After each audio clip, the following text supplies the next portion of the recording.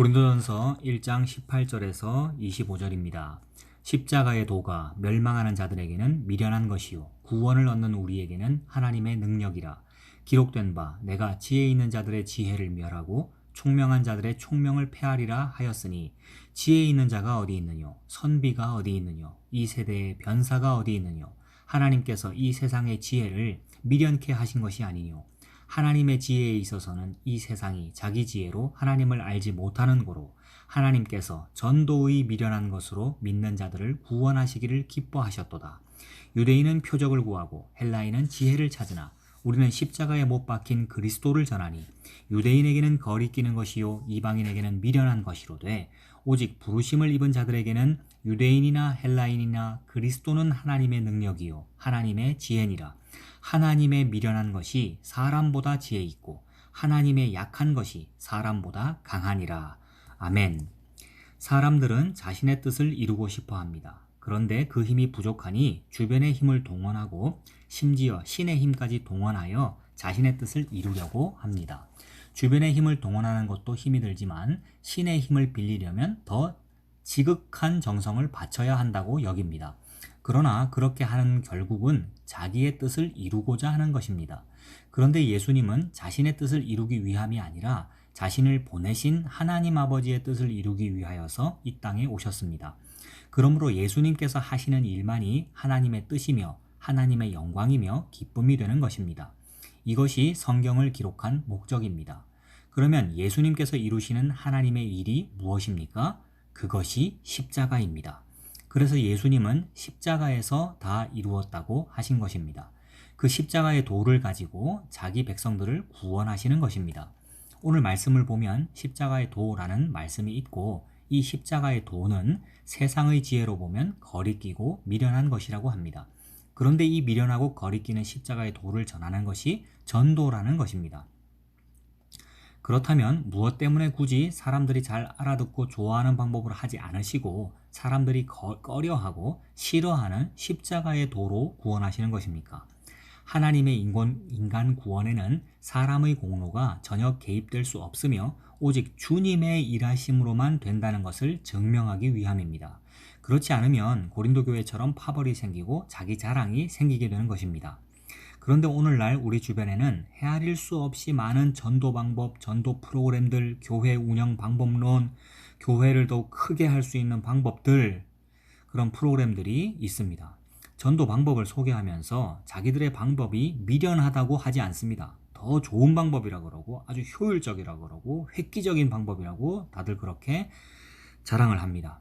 자기들의 전도 방법을 적용한 교회들이 확실하게 성장하고 있다고 자랑합니다. 그런 방법들이 너무 많아서 다 말하기도 곤란할 정도입니다. 그러한 내용들을 살펴보면 사람들의 필요를 파악하고 그 필요를 채워주라는 것입니다. 얼마나 지혜로운 방법입니까?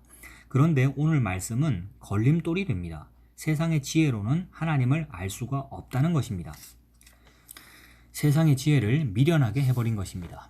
인간의 지혜로는 십자가의 비밀을 알 수 없습니다. 이 십자가의 도가 모든 사람들에게 기쁜 소식이 아니라는 것입니다.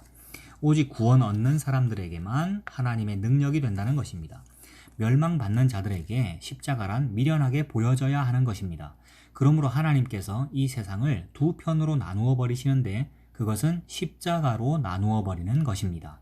십자가를 보고서 미련하게 여기는 자들은 멸망받는 자들이고, 십자가가 하나님의 능력임을 믿는 자는 구원받는 자라는 것입니다. 예수님께서 십자가에 달리실 때 사람들이 기대하는 그런 기적은 일어나지 않았습니다. 십자가에서 자기 자신이나 구원해보라는 조롱 속에 힘없이 약하심으로 달려 죽으신 것입니다.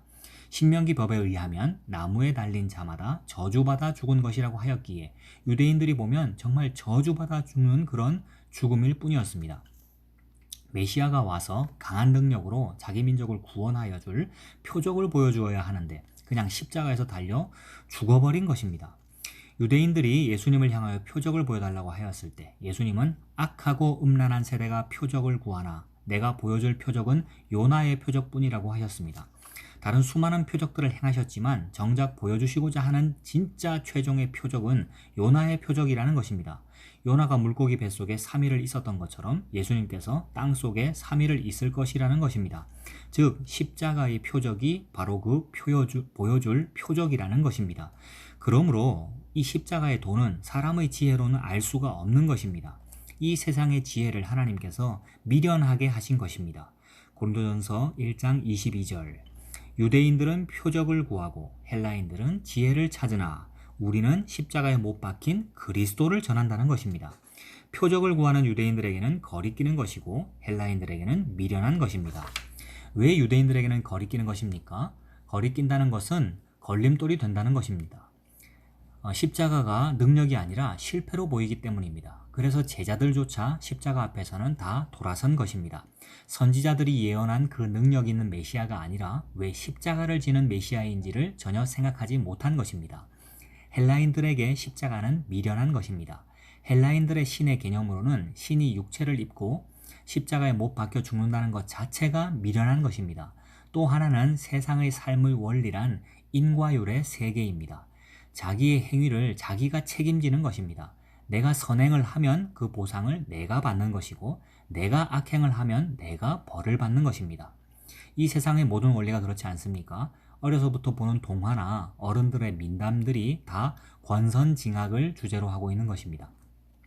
그래서 인간의 가능성을 이야기하면서 선하고 착하고 바르게 살자고 합니다. 그것이 윤리요 도덕이라는 것입니다. 그러므로 종교도 윤리와 도덕의 연장선상에서 인간이 서로 착하게 살도록 만드는 기능으로 보는 것입니다. 착하게 살면 신이 복을 주고 죽어서도 좋은 데 가고 나쁘게 살면 신이 벌을 주고 죽어서도 나쁜 데 간다는 것입니다.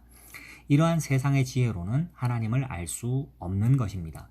어떻게 평생 강도짓을 하다가 사형당하기 직전에 예수님 믿습니다 라는 고백을 할 수 있으며 또 그 고백에 오늘 네가 나와 함께 낙원에 이르리라 라는 대답을 할 수 있는지 세상의 지혜로는 이해할 수가 없는 것입니다.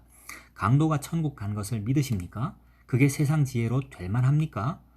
평생토록 율법을 지키고 금식하고 전도하며 죄를 짓지 않고 살았던 바리새인들을 향해 단지 예수님을 믿지 않는다는 것으로 너희 아비는 마귀다 라고 하였습니다. 그러므로 예수님을 믿고 아니 믿고는 사람의 지혜나 실력으로 되지 않는 것입니다. 고린도전서 1장 24절입니다. 오직 부르심을 입은 자들에게는 유대인이나 헬라인이나 그리스도는 하나님의 능력이요 하나님의 지혜임을 믿게 된다는 것입니다. 부르심을 입지 않고서는 믿을 자가 없다는 것입니다. 그러므로 오늘 우리가 예수 그리스도의 십자가를 믿는다는 것은 우리의 능력이 아니라는 것입니다. 그런데 어떻게 나는 너보다 낫다는 자기 자랑이 나올 수 있는가 하는 것입니다. 나는 누구에게서 세례를 받았느니 나는 어느 파니 하는 것이 나올 수가 있는가 하는 것입니다. 그런데도 자기 자랑이 나온다는 것은 아직도 십자가의 도를 제대로 알지 못하여 그런 것이지요. 그러므로 십자가의 도란 날이 가면 갈수록 그리스도만 자랑될 뿐입니다. 십자가에 못 박히신 그리스도는 하나님의 능력이요 하나님의 지혜인 것입니다.